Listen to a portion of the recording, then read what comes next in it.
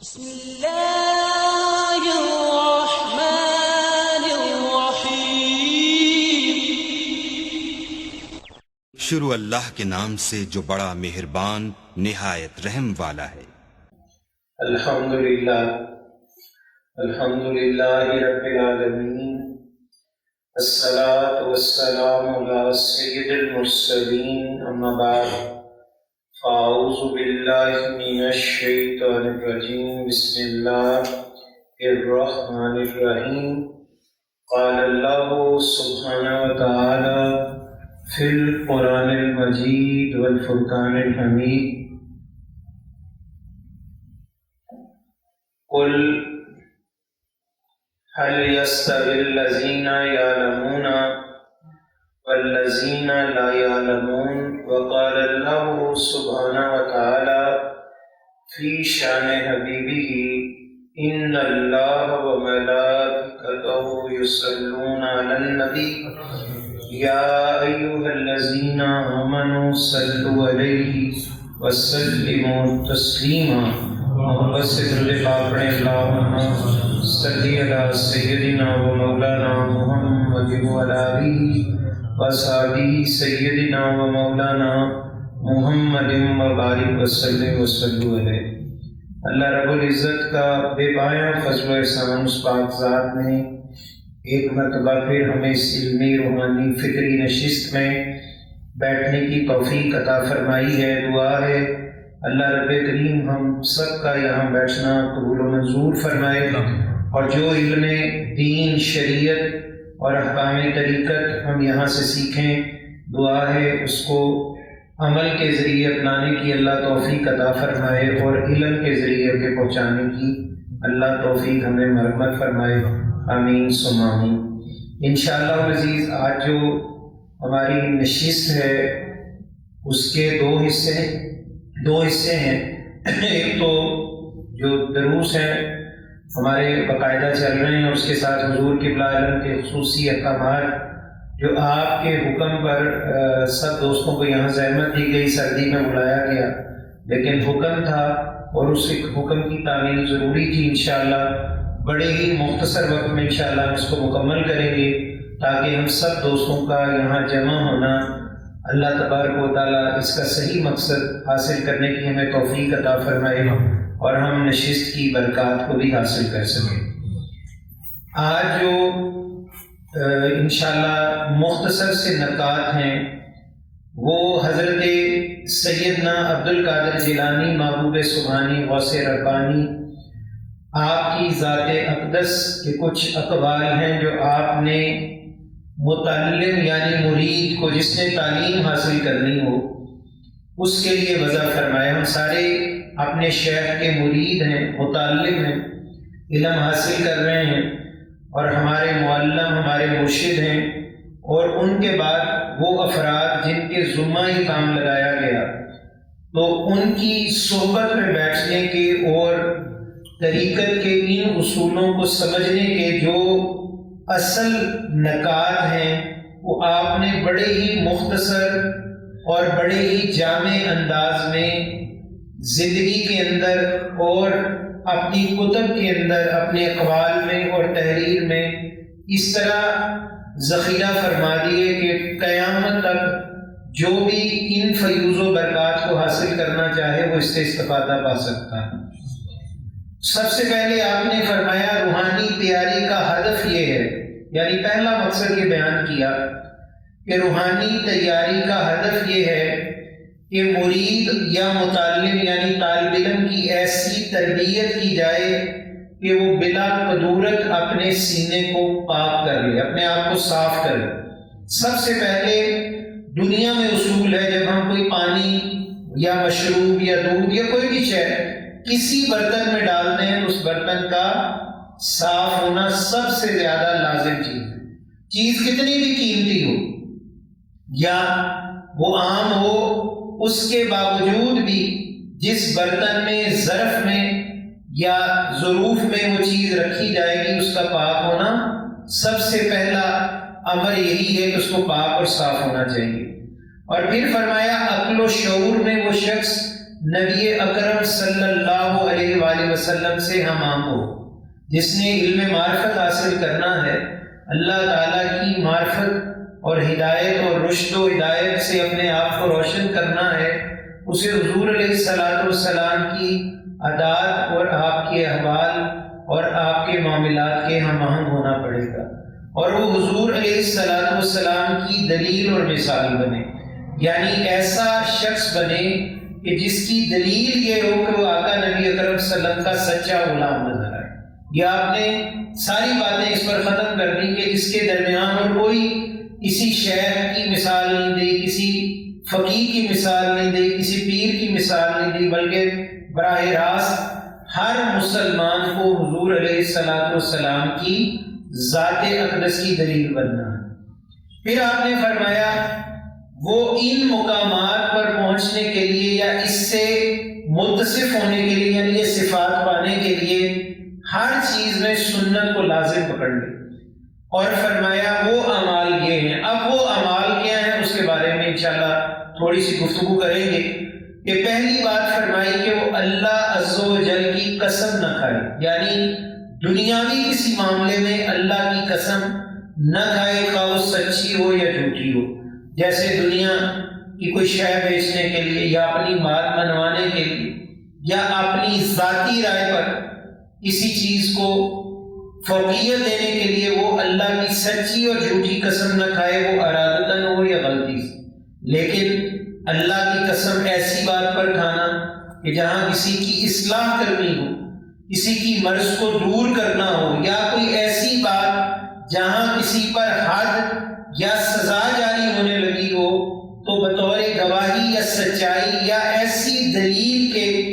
کہ جس کی حقانیت سے دوسرا شخص فائدہ پا جائے تو اس میں کوئی ممانعت نہیں، لیکن دنیاوی مفادات کے لیے اور ذاتی معاملات کے لیے آپ نے فرمایا وہ ہرگز قسم اٹھانا چھوڑ دے، اس وجہ سے اللہ تعالیٰ اس کے لیے انوارات کا دروازہ کھول دے گا۔ یعنی وہ اللہ کی ذات پر یقین رکھ کر بات کرے، قسمیں کھانے کی ضرورت نہیں ہے کہ اللہ نے میرا مال، میری چیز، میرے معاملات، اس میں ہر چیز میں میری مدد فرمانی ہے، تو وہ براہ راست اللہ سے اس کی امید رکھے۔ تو پھر فرمایا ایسا شخص مخلوق میں رفت اور شرف پائے گا، اس کو عزت ملے گی۔ پھر دوسرا فرمایا وہ جھوٹ سے مکمل اجتناب کرے، خواہ مزاح میں ہو یا سنجیدگی میں ہو، اور جب وہ اس کا اگر ایسی عمل کا یعنی اب جھوٹ چھوڑ دے گا، اس کا عادی ہو جائے گا، یعنی سچ بولنے کا عادی ہوگا، تو اللہ سبحانہ و تعالیٰ اس کے سینے کو، شرح صدر کو اس کے لیے کھول دے گا، اس کا سینہ علم کے لیے صاف ہو جائے گا اور سارا حال صدق بن جائے گا، اور اللہ سبحانہ و تعالیٰ اس پر اس کا اثر ہی ظاہر فرمائے گا۔ یعنی اگر وہ سچ بولے گا تو خود اس کو محسوس ہوگا کہ میری بات کا اثر لوگوں کے سینوں میں پیدا ہو رہا ہے۔ پھر فرمایا جو وعدہ کرے اس کو پورا کرے۔ اب یہاں پر ہم تھوڑی تھوڑی اس چیز کو اپنی اصلاح کے لیے ذکر کرتے ہیں۔ جیسے ہم نے ایک شخص ہمیں کوئی دین کی دعوت دیتا ہے، ہم اس کا وعدہ کر لیتے ہیں، یا ہمیں وہ اس انداز سے دعوت دے رہا ہے کہ آپ کا آنا بڑا ضروری ہے، اب یہ دعوت پہنچ گئی اور ہمارا وعدہ کہ میں ضرور آؤں گا، انشاءاللہ پوری کوشش کروں گا، اور دل میں ہو کہ یہ دعوتیں تو ملتی رہتی، کوئی بہانہ کر لے، کوئی جان چھڑا لے۔ نبی کریم صلی اللہ علیہ وسلم فرماتے ہیں دعوت کو رد نہ کرو، خواہ قریب کی ہو یا دور کی۔ دعوت میں شادی بھی ہے، بیاہ بھی ہے، دنیاوی معاملات کی بھی دعوت ہے، لیکن جس دعوت کی آقا نبی اکرم صلی اللہ علیہ وسلم بات فرما رہے ہیں وہ دین کی دعوت ہے۔ وہ دین کی دعوت، ہمیں کوئی نیکی کی دعوت، کوئی کسی نے بات کرنی ہے، خطاب کرنا ہے، نعت پڑھنی ہے، قرات ہے، نقابت ہے، کسی نے شرکت کرنی، کیونکہ شریک ہونا بھی محفل میں یا مجلس میں بڑا ضروری ہے۔ شرکا نہ ہوں گے تو محفل سجے گی نہیں، رونق نہیں پکڑے گی۔ شیطان اور جو شیطانی اعمال ہیں اس میں انسانوں کی افراطی قوت بڑی ضروری ہے، اگر وہ ساتھ ہوگی تو شیطانی اعمال اور قوت کمزور پڑ جاتی ہے۔ ایک مسجد میں جماعت ہو رہی ہے، اس میں 3 نمازی ہیں، 2 نمازی ہیں، جماعت تو ہو جائے گی، لیکن اگر اس کے اندر 100 نمازی ہیں، اس کے اندر 200 نمازی ہیں، تو شیطانی قوت وہاں کمزور پڑ جائے۔ تو فرمایا کہ جو وعدہ کرے اسے پورا کرے، اور اصلاً وعدہ کرنا ترک کر دے، کیونکہ اس میں قسم اور جھوٹ شامل ہو جاتے ہیں۔ یعنی ایسا وعدہ جیسے رسمی باتیں، اچھا انشاءاللہ آؤں گا، دیکھیں گے، ایسی بات نہ کرے، یا تو پہلے اس کو کلیئر کرے یا پھر اس پر مکمل وعدہ کرے۔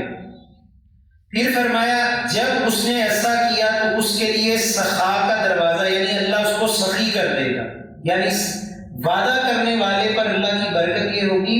اس کی معاشی پریشانیاں اللہ دور کر کے سخاوت بھی اس کے ہاتھوں میں اللہ ڈال دے گا، اور اس کا درجہ حیا اور صادقین میں اللہ سبحانہ و تعالیٰ اس قدر اس کو بلند مراتب دے گا کہ ان کی محبت یعنی صادقین کی محبت اللہ اس کو عطا کرے گا۔ خلق میں کسی چیز پر لعنت کرنے سے اجتناب کرے، لعنت نہ کرے، خواہ اس پر ظلم ہی کیوں نہ کیا ہو۔ اب آپ یہ دیکھیں کہ ہمارے ائمہ اربعہ نے، یعنی امام ابو حنیفہ، امام مالک، امام شافعی، امام احمد بن حنبل، ان لوگوں نے ان کرداروں پر جن پر آج لعنت کی جاتی ہے، ان کا نام لینے کی ضرورت نہیں، دوست سمجھ گئے ہوں، ان چیزوں پر بھی لعنت سے منع کیا۔ جیسے حضرت سیدنا پیر میر علی شاہ گولڈوی رحمت اللہ تعالی علیہ، جن کو مجدد اثر یعنی اس صدی جو پچھلی گزری اس کا مجدد کہا جاتا ہے، آپ اس زمانے کی اس صدی کے مجدد تھے، تو کسی نے کہا شاہ صاحب، چونکہ حضرت پیر میر علی شاہ سید ہے، حسنی حسینی نجیب الطرفین ہیں، تو دونوں طرف سے آپ کو نسبت ہے حضور کی آل سے، تو پوچھا کیا میں یزید پر لعنت کروں، اس کا مجھے کوئی فائدہ ہوگا؟ آپ نے فرمایا اس سے بہتر ہے جتنا وقت یزید پر لعنت کرنے میں گزارنا ہے، اس سے بہتر ہے تم رسول پاک کی آل پر درود پڑھا، اس سے تمہارے بھی درجے بلند ہوں گے اور تمہارے قلب میں بھی اس کا اثر، اور تمہارے چہرے پر اور تمہاری عادات پر بھی اس کا اثر پیدا ہوگا۔ اس پر لعنت کرنے سے ہمارے کوئی درجات نہیں بڑھے، لیکن قلب میں تو یہ کیفیت ہے کہ وہ واقعی ملعون تھا، پلید تھا، ذلیل تھا، اس میں کوئی شک نہیں۔ یہ بھی حقانیت دل میں ہو کہ یزید کا جو کردار ہے اس پر اللہ تعالیٰ کی دائمی لعنت ہے، لیکن وہ لعنت کرنے سے ہمارے درجات میں کوئی فائدہ نہیں ہوگا، بلکہ اس سے زیادہ جو بہتر اولا عمل ہے وہ کیا ہے کہ حضور کی آل پر درود پڑھا ہے، قربان جائیں۔ یہ بات کتنی اعلیٰ ہے، یعنی اللہ والے ہمیشہ پازیٹیوٹی میں اور نیگیٹیوٹی میں، دو چیزوں میں ہمیشہ مثبت اور صحیح چیز کو اختیار کرتے ہیں۔ جب دو امر ہوں کسی کام میں تو ہمیشہ اللہ والوں کا جو راستہ ہوگا یا ان کی قدم اٹھانے کی منزل ہوگی وہ ہمیشہ پازیٹیو راستے پر ہوگی۔ تو اسی طرح آپ نے فرمایا خلق پر کسی چیز پر، خلق میں سے کسی چیز پر لعنت نہ کرے، نہ سواری پر، قلم نہیں لکھ رہا تو قلم پر لعنت، بجلی نہیں آئی تو بجلی پر لعنت، اگر سواری ہے تو سواری پر، یہ لعنت اس سے سخت منع کیا گیا۔ اور فرمایا یہاں تک کہ اگر کسی نے ظلم بھی کیا ہو اور کسی ذرہ یا اس سے بھی کم تر چیز کو ایذا نہ پہنچائے، یعنی اذیت دینا فقیر کی صفت میں شامل نہیں، کسی کو اذیت دینا یا اذیت کے مقابل اذیت دینا یہ فقیر کی صفت میں ہرگز شامل نہیں۔ کوئی آپ پر بہتان لگائے گا، کوئی آپ پر جھوٹ باندھے گا، کوئی آپ کو گالی دے گا، اللہ کی راہ میں ہر چیز کو برداشت کریں گے تو اللہ کی معرفت کا دروازہ کھلے گا۔ پلٹ کر جواب دینا یہ فقیر کی صفات میں ہرگز شامل نہیں ہے۔ دل سے بلا دینا، دل کو صاف رکھنا، ختم کر دینا بات کو، یہ فقیر کی عادات میں ہے۔ فرمایا یہ نیکوکاروں اور صدیقوں کا طریقہ اور ان کا اخلاق ہے۔ یہ جو عمل ہے یعنی ایذا نہ دینا، لعنت نہ کرنا، یہ نیکوکاروں اور صدیقوں کا اخلاق ہے، اور اس کا ثمر یہ ہے کہ ہلاکت کے اکھاڑوں میں اس کی حفاظت ہوگی۔ یعنی اس وقت جب ہلاکت اللہ مسلط کر دے گا لوگوں پر، تو جس نے دل سے کسی کے لیے بد دعا یا لعنت نہیں کی ہوگی، اللہ اس ہلاکت میں اس بندے کی حفاظت کروائے گا، خواہ وہ دنیا ہو، خواہ وہ قبر ہو، عالم سکرات ہو، قبر ہو، حشر ہو، تو ہر وہ ہلاکت کی جگہ جہاں اللہ تعالیٰ کا غضب ہوگا تو اللہ اس غضب سے اس بندے کو محفوظ کرے گا، یہ نشانی ہے اس کی، اور اسے سلامتی عطا ہوگی، وہ بندوں کی رحمت کا وارث بنے گا، اور اللہ اس کے درجات بلند کر کے اس کو اپنا قرب عطا فرمائے گا۔ آمین، اللہ ہمیں بھی اس میں شامل کرے۔ کسی کو بد دعا نہ دے۔ اب یہ 5واں نقطہ، خواب اس نے ظلم ہی کیا، پھر اس کی ہی آپ نے مزید ڈیفینیشن یا اس کی مزید تشریح کی، اور اسی آپ نے نقطے کو آگے بیان کیا، اسے زبان سے نہ کاٹے، یعنی اپنی زبان سے اب اس کو گالی نہ دے، الزام پر الزام نہ لگائے، نہ قول میں نہ فعل میں، اس سے کوئی مقابلہ نہ کرے، اور اگر اس نے ایسا کیا اور اسے اپنے آداب کا حصہ بنا لیا، یعنی یہ کام نہیں کیے اور ادب کا حصہ، آداب میں اخلاق میں اس چیز کو اپنا حصہ بنا لیا، اذیت نہ دی، تو اللہ کی نگاہ میں بلند ہوگا اور مخلوق کی محبت پیدا ہوگی۔ پھر فرمایا اہل قبلہ، یہ بڑی اہم بات ہے، یعنی ایک مبلغ، ایک دین کا دائی، ایک فقیر، ایک متعلم، مرید، یہ اس کے لیے سب سے اہم ترین بات ہے جو ہونے جا رہی ہے۔ ہر مسلمان کو آج اسی کی ضرورت ہے، اور آپ فیصلہ خود کریں گے کہ اللہ تبارک و تعالیٰ نے ہمیں کتنی اعلیٰ ترین جماعت عطا فرمائی، کیسا اعلیٰ ترین رہبر عطا فرمایا، کیسے کامل مرشد عطا فرمائے، جنہوں نے ہمیں وہی درس دیا جو 14 صدیوں سے سینہ در سینہ صالحین کے سینوں میں چلتا آ رہا ہے۔ اب وہ کیا ہے یہ سن لیں۔ اہل قبلہ میں سے، اہل قبلہ کس کو کہتے ہیں؟ ہر مسلمان جو قبلہ طرف نماز پڑھتا ہے، وہ وہابی ہے، دیوبندی ہے، بریلوی ہے، شیعہ ہے، یہ کون ہے؟ اہل قبلہ ہے۔ مسلمان تو ہیں، یہ کون ہے؟ اہل قبلہ۔ مسلمان تو اس وقت کہلائیں گے جب ہم ان کو مسلمان مانیں گے۔ اب یہاں مسلمان کی بات نہیں، یہاں اہل قبلہ، جس شخص کا منہ خانہ کعبہ کی طرف کر کے نماز پڑھتا ہے، فرمایا اس کے شرک یا کفر یا نفاق کی گواہی نہ دے، اسے مشرک نہ کہے، اسے کافر نہ کہے، اور اس کو منافق بھی نہ کہے۔ یعنی ہاں یہ کہا جا سکتا ہے کہ نفاق کی نشانیاں، لیکن منافقت کے بارے میں اس کی گواہی نہ دے، یہ منافق ہو گیا۔ یہ کہا جا سکتا ہے کہ یہ عمل منافقت ہے، یا یہ چیز کفریہ ہے یا شرکیہ ہے، لیکن فتویٰ شرک کا نہ ہو۔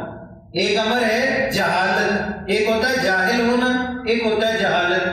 اب دنیا میں کوئی شخص بھی کلمہ پڑھنے کے بعد جاہل نہیں رہا۔ جب سے حضور آئے تو اب زمانے جاہلیت کیا ہو گیا؟ ختم ہو گیا۔ ابو جہل جہلوں کا سب سے بڑا سرگنا کون تھا؟ ابو جہل۔ ابو جہل کے بعد جو جتنے بھی لوگ حضور کی نبوت کا انکار کریں گے یا دین کا انکار کریں گے وہ جاہل ہیں، لیکن جس نے کلمہ پڑھا اب وہ جاہل نہیں رہا۔ ہاں اس میں جہالت کے اثار ہو سکتے ہیں، وہ نماز پڑھ رہا ہے تو 5 کی 6 پڑھ رہا ہے، 3 رکعتوں کی جگہ 4 پڑھ رہا ہے، 4 رکعتوں کی جگہ 5 پڑھنی شروع ہو گیا، روزے چھوڑ رہا ہے یا روزے زیادہ رکھ رہا ہے، تو یہ ہم کہیں گے یہ جہالت ہے، لیکن ہم اس کو جاہل نہیں کہیں گے۔ فرمایا اہل قبلہ میں سے شرک یا کفر یا نفاق کی گواہی نہ دے، یہ باب رحمت، اخلاق مسنونہ، رضائے الہی کے قریب، یعنی جو بندہ ایسا کرتا ہے یہ حضور کے اخلاق کی یعنی ایک نقل کرتا ہے، اس کا عکس اس پر آ جاتا ہے۔ اور فرمایا یہ شرف کا دروازہ ہے جس سے بندہ تمام خلق کے دلوں میں محبت پا جاتا ہے۔ یعنی اگر آپ نفرت کریں گے کہ یہ تو یہاں نماز پڑھتا ہے، یہ کوئی یہاں پڑھتا ہے، کوئی ہاتھ چھوڑ کے پڑھتا ہے، تو اس نفرت کی بنیاد پر میں دین کا دائی دعوت کا کام نہیں کر سکتا، اور اگر کر بھی لے تو لوگوں کے دلوں میں وہ جگہ نہیں پا سکتا۔ 7واں فرماتے ہیں گناہوں کی طرف نگاہ کرنے سے اجتناب کرے، یعنی ہر وہ عمل جو گناہ کا ہے اس کو چھوڑ دے۔ اگر اللہ کی معرفت پانی ہے، شوق رکھتا ہے کہ جنت ملے، حضور کی کملی کا سایہ ملے، قبر و حشر میں حضور کی زیارت اور آپ کی شفاعت سے اللہ مجھے بہرہ مند فرمائے، تو پھر فرمائے کثرت سے گناہوں کی طرف نگاہ کرنے سے اجتناب کرے، اپنے اعضاء کو ان سے بچائے، کیونکہ اس سے بلند مقامات کی طرف نفس کی ترقی میں تیزی آتی ہے۔ یعنی جتنا وہ زیادہ ایسا کرے گا یعنی گناہوں سے بچے گا، اتنی جلدی اس کا نفس پاک ہوتے ہوتے نفس مطمئنہ بن جائے گا۔ پھر فرمایا کسی بھی چھوٹی یا بڑی حاجت کے لیے لوگوں کے سامنے ہاتھ نہ پھیلائے، اور حاجت میں لوگوں پر اعتماد کرنے کی بجائے یعنی لوگوں پہ اس کا اعتماد نہ رکھے کہ میری یہ حاجت لوگ پوری کریں گے، بلکہ اللہ سے اس کی توقع رکھے۔ یہ فقیر کی صفات میں ہے، یہ فقیر کی صفات میں ہے، کیونکہ عابدین یعنی عابد عبادت گزار لوگ عزت اور متقیوں کا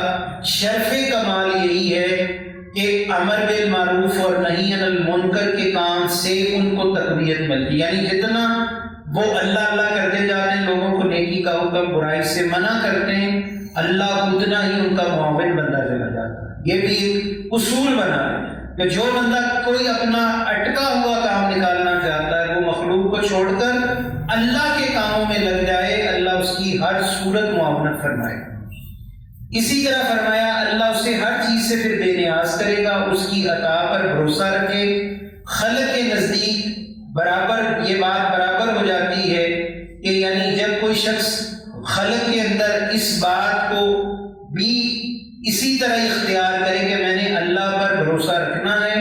اور خلق جو ہے میری معاون اللہ کے حکم سے بنے گی، تو اس کے نزدیک پھر ایسا ہی ہو جاتا ہے۔ یہ بات باب اخلاص سے بہت قریب ہے، یعنی جب کوئی بندہ اخلاص کے ساتھ چلے گا تو اللہ تبارک و تعالیٰ اس کے اندر یہ صفت پیدا کرے گا۔ آمین۔ وہ آدمیوں سے ہر قسم کا طمع، یہ 9ویں بات ہے، صرف 10 نکات ہے اور 9ویں بات ہے کہ وہ آدمیوں سے ہر قسم کا طمع ختم کر دے، یعنی خالص غنا، بڑی عزت اور صحیح توکل یہ ہے۔ زہد کے دروازوں میں ایک دروازہ یہ ہے کہ وہ پرہیزگار بن جائے، کسی سے کوئی لالچ نہ رکھے، کوئی کھلائے گا، کوئی پلائے گا، کوئی پہنائے گا، کوئی پیسے دے گا، کوئی میرے ساتھ یہ کرے گا، بالکل اللہ پر توکل رکھے۔ انشاءاللہ طمع کو ختم کرنے کی پوری کوشش کرے تو اللہ اس کو زہد کے درجات میں سے کیسا درجہ دے گا کہ جو اللہ تعالیٰ اپنے خاص بندوں کو عطا فرماتا ہے۔ پھر فرمایا تواضع کرے، اور تواضع کیا ہے کہ ہر ایک سے اخلاق سے بات چیت کرے، اور بندہ صالحین کے درجے پر اسی وقت پہنچتا ہے کہ خوشی اور مصیبت میں اللہ سے راضی رہے، اور یہی تقوی کا کمال درجہ ہے، یعنی کوئی بھی دکھ ہے، تکلیف ہے، خوشی ہے تو اللہ سے ہر صورت راضی رہے، یا اللہ تو ہی اس خوشی کا عطا کرنے والا، یا اگر غم ہے تو تو اس غم سے مجھے نکالنے والا اور تو اس میں داخل کرنے والا، تو اس سے تواضع پیدا ہوتی ہے۔ اب یہاں پر آپ نے اس کو تھوڑا اور ڈیٹیل سے 2-4 لائنیں آپ نے بیان فرمائی، وہ بھی بڑی اہم ہے۔ حضرت شیخ یعنی حضرت عبدالقادر جیلانی، محبوب سبحانی اور حضرت امام غزالی کے ہاں یہ تصور کہ بندہ لوگوں میں سے جب بھی ملے اسے اپنے آپ سے بہتر خیال کرے۔ سونا سے فرماتے ہوئے کہ ہر فقیر کی قدر کر، جانے کون خضر حیات ہوئے، ہر پانی دی قدر کر، شاید آبے حیات ہوئے، اور پھر آپ فرماتے تھے ہر لفظ دی قدر کر، شاید قرآن دی آیت ہوئے۔ آپ یہ فرمایا کرتے تھے۔ تو حضرت پیران پیر بھی یہی فرماتے ہیں، امام غزالی بھی یہی فرماتے ہیں کہ تواضع پیدا کیسے ہوتا ہے کہ اپنے سے دوسرے کو اچھا جانے، اپنے سے دوسرے فقیر کو اچھا جانے، اور اگر وہ چھوٹا ہے تو کہے کہ اس نے اللہ تعالیٰ کی نافرمانی نہیں کی، یا بہت کم کی، چھوٹا ہے تو اس نے اتنی نافرمانیاں نہیں کی جتنی میں نے کر لی، تو اس لیے اس کی تواضع کرے۔ اور بے شک یہ مجھ سے بہتر ہے، اگر بڑا ہے تو کہے یہ مجھ سے پہلے اللہ کا بندہ ہے، اور اگر وہ عالم ہے تو کہے کہ اسے کچھ دیا گیا جو مجھ تک نہیں پہنچا، یعنی مجھ تک بہت ساری چیزیں ہیں لیکن بہت ساری چیزیں مجھ تک نہیں، اور اسے وہ کچھ ملا جو مجھے نہیں ملا۔ جس کے پاس علم نہیں ہے اس پر بھی یہی گمان کرے کہ اس کے پاس ایسی بہت ساری چیزیں جس سے ابھی میں فیض یاب نہیں ہوا، اور اس نے وہ سیکھا جس سے میں لا علم رہا، وہ اپنے علم پر عمل کرتا رہا۔ اور اگر وہ جاہل ہے، یہاں بھی سن لیں، تو کہے اس نے جہالت کی وجہ سے نافرمانی کی اور میں نے علم کی وجہ سے اللہ کی نافرمانی۔ یہ بات سمجھ میں آئی؟ جاہل ملے تو جاہل کے متعلق تو گمان پیدا ہوا کہ اس نے جہالت کی وجہ سے نافرمانی کی، اور اپنے موازنے، اپنی ذات کا موازنہ اس طرح کرے کہ اس نے تو جہالت کی وجہ سے غلطی کی اور میں نے علم رکھتے ہوئے بھی اللہ کی پتنی کتنی نافرمانی ہے۔ اس سے کیا ہوگا کہ بندے کا غرور، تکبر، نفس برابر ہو جائے، وہ اب اکڑے گا نہیں، وہ آپ کو پھنکارے گا نہیں، وہ آپ کو زیادہ ہوا نہیں دے گا، اس سے بندے کی اصلاح کے عمل پیدا ہو جاتے ہیں۔ اور میں پھر فرمایا میں نہیں جانتا کہ میرا انجام کیا ہوگا۔ یہ حضرت سیدنا دادا علی جویری رحمۃ اللہ علیہ فرماتے ہیں کہ تم اپنے انجام کا خوف رکھا کرو۔ جو شخص اپنے انجام کا خوف رکھتا ہے اللہ اس کو کبھی گمراہ اور اکیلا نہیں چھوڑے گا۔ جو شخص اپنے انجام کا خوف رکھے کہ میں نے حج بھی کر لیا، میں نے عمرے بھی کر لیے، میں عالم بھی بن گیا، حافظ بھی ہو گیا، مبلغ بھی ہو گیا، میں نے جناب پتہ نہیں کتنی تہجد گزاری کر لی، میں نے کتنی تبلیغیں کر لی، میں نے کتنے بیانات دے دیے، فتوے دے، تو فرمایا اس سارے مسئلے کا سد باب ایک صورت ہوگا کہ تیرا نفس تجھے پھنکار کر کہے گا، تجھے علم پر اڑائے گا، تجھے غرور اور تکبر کے اور زیادہ وہ امامیں پہنائے گا۔ تو فرمایا اس کا فقط حل یہ ہے کہ اپنے انجام کو یاد کر کہ اگر میرا انجام برا ہو گیا تو میں کیا کروں گا۔ فرمایا کہ اپنے انجام سے خوفزدہ رہتا ہے اللہ اس کو کبھی تنہا اور گمراہ نہیں جانے دیتا۔ اور اسی طرح فرمایا اگر وہ کافر ہے، اب یہاں دیکھیں آخری بات بھی لمٹ پہ پہنچے، اب کافر کے لیے بھی کیا سوچ ہے۔ پہلے تو اہل قبلہ کے لیے وہ بات تھی، اب کافر کے لیے فرمایا اگر وہ کافر ہے تو کہے کیا معلوم یہ مسلمان ہو جائے، یعنی اچھا گمان رکھے، کافر سے بھی نفرت نہ کرے، کفر سے نفرت کرے، کفر سے نفرت کرے، کافر سے نہیں کرے۔ اور کافر کے متعلق گمان یہ ہو کہ کیا خبر یہ مسلمان ہو جائے اور اس کا خاتمہ بالایمان ہو جائے اور میں کافر ہو جاؤں اور میرا خاتمہ بدعمالی پر مبنی ہو اور اللہ تعالی مجھے اپنی غضب اور غیظ کی پکڑ سے جہنم میں ڈال دے۔ اور پھر فرمایا یہ شفقت اور خوف کا دروازہ ہے، جو خوف اور شفقت کے دونوں پہلوؤں پر نظر رکھتا ہے، یعنی رجاء اللہ، امید بھی اللہ پر ہو، اور خشیت اللہ، اللہ کا خوف بھی رکھے، تو اللہ عنقریب اس کو پل صراط سے صحیح گزار دے۔ یعنی صرف یہی یقین نہ ہو کہ میں ہر صورت گزر جاؤں، اور یہ بھی خوف نہ ہو کہ میں تو جناب گزر ہی نہیں سکتا، گزارنا رب نے ہے، یعنی اللہ کا خوف بھی ہو اور اللہ سے اس کی رحمت کی امید ہو۔ اس کو کہتے ہیں رجاء اللہ اور مشیت اللہ یا خشیت اللہ، یعنی اللہ کا خوف پیدا ہو اور اللہ تعالیٰ کی خشیت اور رجاء دونوں چیزوں سے حضرت امام غزالی فرماتے ہیں اللہ تعالیٰ بندے کو رحمت سے گزار دیتا ہے، یعنی اللہ تعالیٰ سے غافل بھی نہیں ہونا اور اللہ سبحانہ و تعالیٰ پر